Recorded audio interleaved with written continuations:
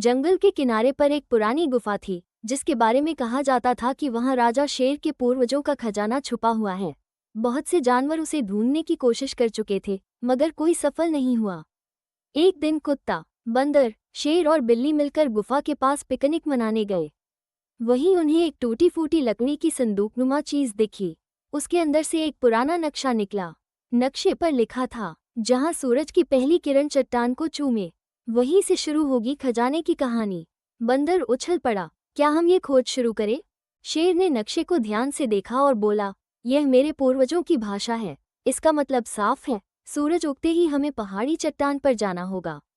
बिल्ली, जो तेज नजरों वाली थी, बोली, चलो तो सही, खजाना ढूंढना है, लेकिन होशियारी से। जंगल के जासूस बन गए चारों दोस्त अगले दिन तड़के ही निकल पड़े।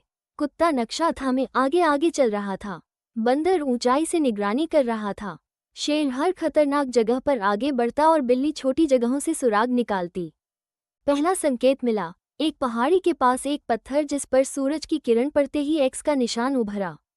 बंदर ने उछलकर चिल्लाया, ये रहा। वहां खुदाई शुरू की गई। थोड़ी देर में एक पत्थर का ढक्कन निकला। उसके नीचे एक सुरंग थी। सुरंग में खतरे और रहस्य। सुरंग में घुसते ही अंधेरा और अजीब सी आवाजें थीं। कुत्ता बोला, मैं आगे सूंघता चलता हूँ, कुछ भी गड़बड़ होगी तो भौंक दूंगा। बीच रास्ते में एक फंदा था। जैसे ही बंदर ने पांव रखा, एक जाल ऊपर से गिरा, लेकिन बिल्ली की फुर्ती से वो बच गया। फिर सबने समझा, ये रास्ता सिर्फ बहादुर और मिलकर काम करने वालों के लिए बना है। खजाने की खोज पूरी। आखिर एक कमरे में पहुंचे जहां एक बड़ा सोने का संदूक रखा था। ऊपर एक तख्ती पर लिखा था, खजाना उन्हीं का है जो साथ चले, साथ झेले और बिना लालच के खोजे।